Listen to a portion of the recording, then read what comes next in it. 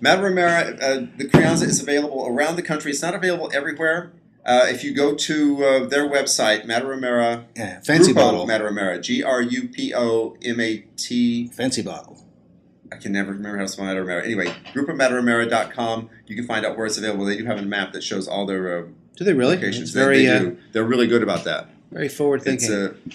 Yeah, they're well organized, and they do have representation here in the States that you can contact, and they will get back to you almost immediately. So they're really good about that. And these vineyards are on the west side, right? Far west side. So we're They're talking the most western of all the vineyards we're showing tonight. So the slope of the topography changes and it grows steeper on the west side, and you really don't see this anyplace else but here. This is supplied by Drink Ribera. Now, if you look down here, the yellow part, Vega Cecilia sits in that yellow part. Their vineyards are there? Their vineyards are there right down here because the estate has been there for so long, so it never got pulled up because they've been making wine all along. So from everybody 1880s, 1864 when it was 1864 when it was first founded. Wow! So that's where their vineyards are located. You also have a couple others, Villa Cresces, which is they literally share. There's a Roman aqueduct, the ruins, is the wall between them and Vega Cecilia. You have Monte Castro is in that area. Pesquera is across the river, similar topography. Emilio Moro is across the river, which is what we're going to the next wine. Similar idea. Pesquera does have some wines on the very top up there in the flat, but he did plant trees up there. As a windbreak. As a windbreak. There are very few slopes that are used, steep slopes, except for Condado de Haza, which is another Pesquera winery. And why is that? He did that purposely to have the clay, the gypsum, and the sand, all three soil types, and then to blend the grapes from the three different soil types. So he's making paint. Different colors to work with. Yeah. So we're going to move on. Idea. Malleolus. Emilio Moro is one of the older wineries in the area, and it's 3 generations that have been making wine here. Emilio, his son Emilio, and now Jose. Is the winery founded in 1972?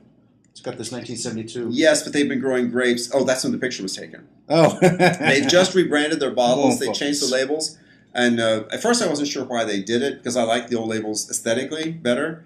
And then I started reading about the history of these. All their bottles now have this clean, crisp label and a picture. That picture is actually family members or something pertinent to the family and the winemakers. They're not just pretty pictures. And there's a little bit of history on the back label of it. And so there's a great deal of story going into it, and I think they're brilliant. I think it's a great marketing plan. Malleolus, which is a derivative of the word maduelos, which means small vineyard. And they've been working across the 3 generations to save small plots, develop these wines.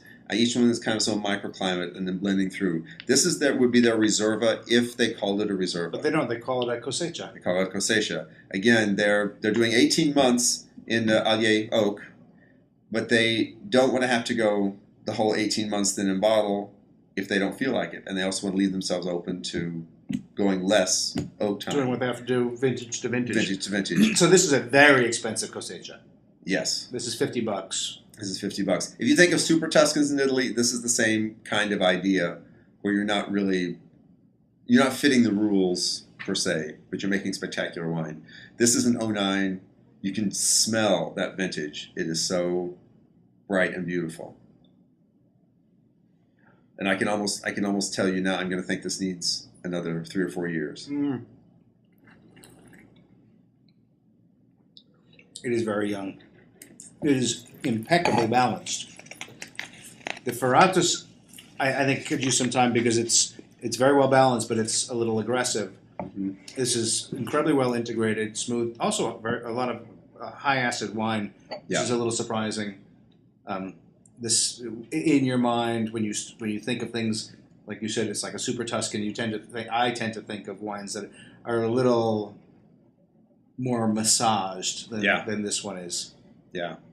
This, I think, in 3 to 4 years is going to be so spectacular. The problem will be it will probably be sold out, and you won't be able to find it. It'll be drunk, too. It's pretty easy to drink right now. Because it's just, it's tasting beautifully now. It is.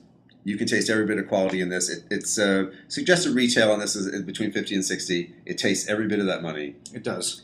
You are not going to be disappointed. That's how I used to buy in the restaurant. If I taste it, and I'd look at what price I was going to have to put on it, if it tastes like the money, then I go for it. Absolutely. Then I go for it, yeah. And this is a kind of deceptive wine, though, because you can drink it now, you'll enjoy it now, but it's got so much more in reserve and it will in 2 or 3 years, 5 years, turn into a different wine. It'll turn for me. It will turn into a much more complex, detailed wine. But it is very well made. It's just beautifully made, and the entry level Medio Moro, not the Finca Rosasso, but the next one up is just spectacular. The 09.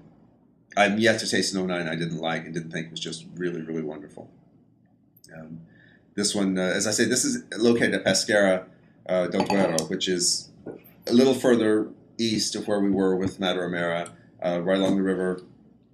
Beautiful, beautiful wineries. A family-run operation, although it's fairly big, and they are very modern thinking, very forward thinking in how they approach their winemaking.